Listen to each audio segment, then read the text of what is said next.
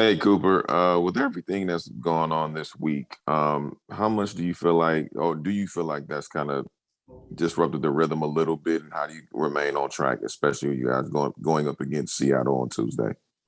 Oh yeah, certainly. I mean, it definitely is a disruption just to the natural rhythm and flow of a week, and being in a situation where you basically don't know what your schedule is the next day until that night. It's a tough thing, but guys adapt. At the end of the day, you get to just really take it one day at a time. Prepare as if you're, we prepare as if we were playing Sunday. Then you got to kind of transition that over when the game gets moved, but everyone's ready to adapt to that and be ready to go on Tuesday night. And also too, with this spectacular season you're having thus far, along with having Odell Beckham, being seem like more comfortable in the offense, being able to produce. How much do you feel like you and Odell have been able to help guys like Van Jefferson and Ben really come along and really show their strides as well and really contribute to the offense?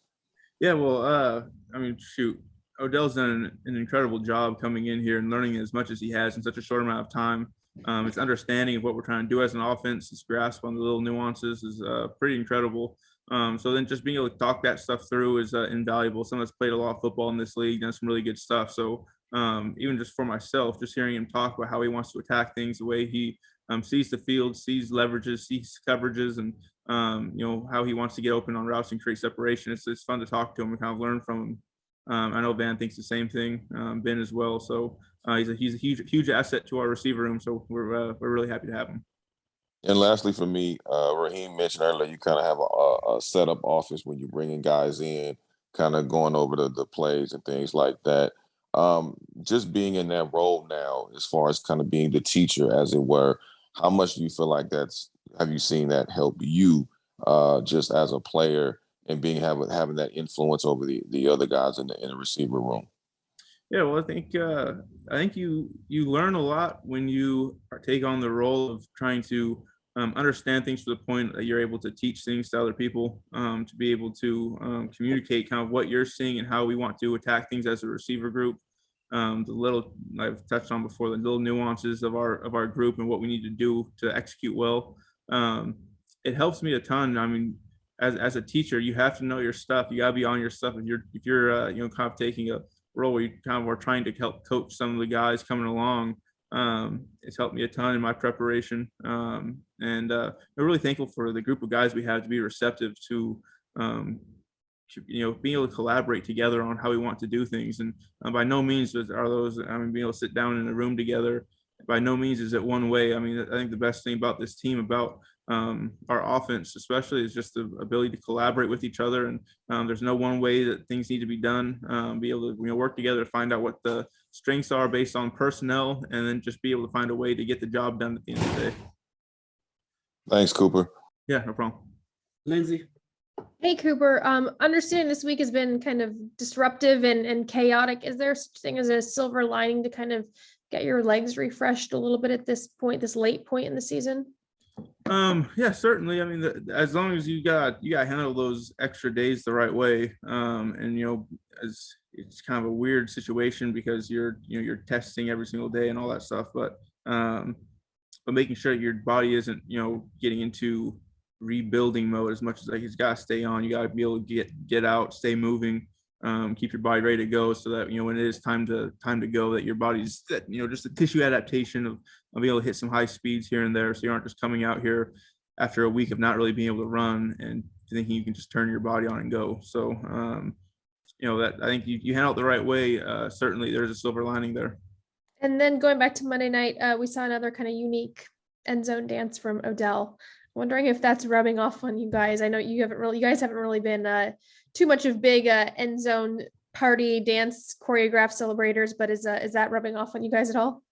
I don't know. I mean, there's a part of me that really wants to bring back the bob and weave. We hit it in 2018. A little ode to the past. I feel like we need to bring it back. I had talked with Torrey Holt. He gave me a little run through on what it's supposed to look like.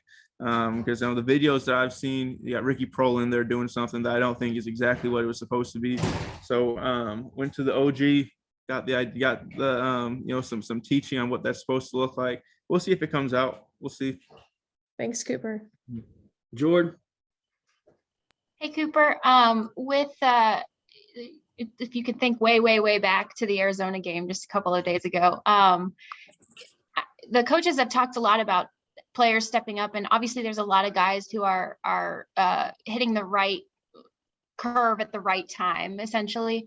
But on the coaching side, did you get a sense that that was maybe the most, especially considering circumstances, the most maybe well coached or cohesively coached game so far this season, where things just seem to be the group mind seemed to be clicking on all cylinders in that regard? Yeah, I think there was some good stuff there. I think just the collaboration of the coaches, they were forced into a very difficult situation there where the game plan is having to change, day by day, almost right near the end of the, right as you're approaching the game. So for those guys to build us, I think they did an incredible job putting us in good positions, and then the players, I mean, we have to execute our job. So I thought they did a good job. Players across the board did a good job executing. So felt good about it for the position that they were in. I think they did a good job just putting us in position to win.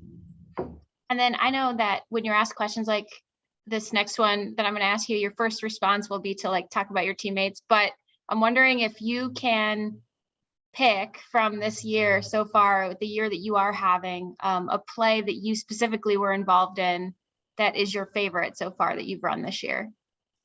Yeah, I've touched on this before.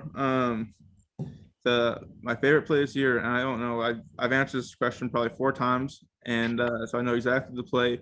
It's first drive, opening night in SoFi. We were running a little play action roll to the left, and we threw the deep ball down the field to Van, and he hits the ground, gets up before he getting touched, and scores a touchdown. And Matthews high stepping it down the sideline. Jalen Ramsey runs out onto the field. The electricity of that moment, just being the first game with fans in SoFi. Stafford coming in his first game, throwing a bomb like that to Van Jefferson, coming in first start. I thought that was just an incredible moment, a really cool play. That was just kind of an electrifying moment that I'll always remember. Thanks, Cooper. Yep. Gary. Hey, Cooper. What will it mean to you if you're selected the Pro Bowl for the first time? Well, I mean, that's an incredible honor. Very thankful for if that comes to be, just being able to be in that place with so many incredible football players, it's really a testament. I mean, I've touched on this before. The receiver position is in my opinion, is the most reliant on the other 10 guys to do their job. So to be able to put together a good year that's worthy of being able to make it to a Pro Bowl and be honored in that way. Truly a testament to those 10 guys that are stepping on the field with you, everyone doing their job and allowing you to execute your job. Thank you. Yeah. Kevin. Hey, Cooper, if I remember right, you had some experience with the COVID-19 reserve list last year. Did you have any advice for the many guys who were on it? Yeah. This past I think with the change in protocols and things like that, there's a little more, there's a little more hope, coming off that thing, being able to, try to take care of yourself so you can get off it. I mean, some of that stuff's out of your control. But like last year, you go through that and just kind of like, hey, this is what it is. You are off until this date. And that's just how it's going to be. So these new protocols kind of give guys a little bit of hope that they can kind of get back in this thing and I think it'll be easier to keep your mind in it, keep dialed in, and where you're not told that you're having a week and a half that you just can't be a part of things. So hopefully that helps out a little bit. It's I think a little bit different experience from last year to this year. And then starting with Matthew Stafford right after the Monday game, a number of guys have talked about maybe this experience bringing the team together a little bit. I can't tell if that's wishful thinking. But yeah, how does something like this work into a team's sense of itself? Yeah, well, I think you just have to, everyone, you're put in a weird position. You're put in a very difficult position where guys just have to, like I've said before, you got to take it one day at a time. Take this thing one day at a time and be completely and totally present for just this day. Do what you need to do to prepare yourself to play. And then before you go to bed, check the schedule and see what the next day is going to look like. So, I think it's a good thing. Just big emphasis on collaboration when you're not able to be together as much physically, but you have an even greater emphasis on just the verbal communication that we have with each other, even though we're not able to be present with each other all the time. There's a huge emphasis on that and being able to make sure that we're being able to communicate with each other and collaborate to the level that we need to. Interesting. Thanks. Yeah. Dennis. Cooper, can you talk about how you and Matthew have been really effective as far as communicating and being able to hook up on the field?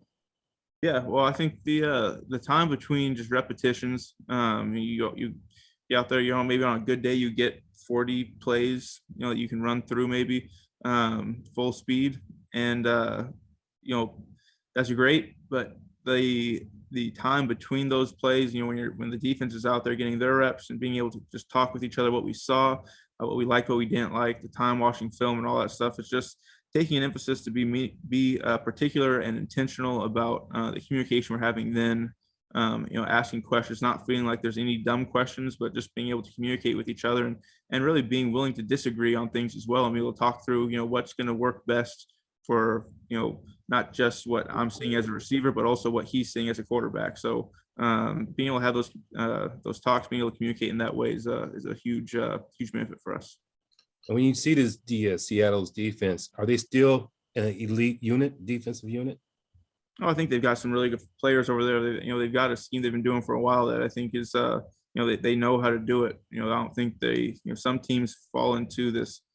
I think can fall into the trap of, a jack of all trades, master of none. And, I think Seattle knows what they're about. They do their stuff and they execute it well. You've got Bobby Wagner in the middle that commands things really well. Gets guys into position. I think Quandre in the post does an incredible job. Very rangy, getting guys lined up how they're supposed to and being able to help guys out from the back end there. And, I think they've got some really good football players. So, it's on us to be able to go out there and execute and knowing that they're going to do their job very well. And it should be a great game. Thank you. Yeah. All right, we'll wrap up with Stu and then Jim. Hey, Cooper, wanted to ask you about Ben Skoranek. When I asked Kevin O'Connell earlier about the kind of the uncertainty with personnel changes and things like that you guys have been dealing with, one of the silver linings he mentioned was the fact that Ben's been able to play multiple spots from multiple positions. How has he grown or developed in that regard, and what's he given you there being able to do that? Yeah, Ben's been incredible this year. I think as a rookie coming in and learning as much as he has, his grasp of this offense, being able to play multiple positions and not just play them, but play them well and being able to do the details the way that, being on the details the way that you need to in this offense. He's done an incredible job. So, a ton of credit to him for just the work that he's put in, his knowledge of the game, really a very, very polished, well-polished receiver coming in as a rookie. So he does a really good job for us. And I think he's a little bit underestimated in terms of the speed that he brings, the ability he has truly as a receiver, not just in terms of some of the stuff we ask him to do in the run game as well, but just, being able to run down the field and do some of that stuff. He's very talented. So I think he's gonna be good for us. Did Kevin call him big fella? Yeah, he called him big fella about 15 times in one of the meetings this week. So I was just curious if he had mentioned something. Not that I can recall, but I'll remember that or keep that in mind, I guess. Fine. He knew that I've been on him about it. Thank you. Yeah. Wrap up with you, Jim. Yeah, Cooper, given this playing off of what Kevin asked earlier, but given all of the things that happened last year, and then going back to the fact that you didn't have a spring program and you were limited in the summer and what have you, how much has that helped people to be able to adapt under these conditions this week? Yeah, that's a great question, because I do think we'd be lying to say that anyone on this team has gone through what we've had to go through this week. This is the first time we've ever had to deal with what this is like on a game week. But the last 2 years has been all about adapting, adjusting, being able to, on the fly, be able to, work together to put a plan together to make sure you're prepared to go out there and execute your job, no matter what's thrown at you. And in some way there has been over the last 2 years, just the slow, ability to learn how to do that. And I think that guys have kind of gotten used to that, and just understanding like this is kind of the world that we're living in right now, and you have to be willing to adapt, have to be willing to adjust, or you're just not going to make it, because this kind of thing is kind of inevitable that's going to come up. So I do think it helps a little bit.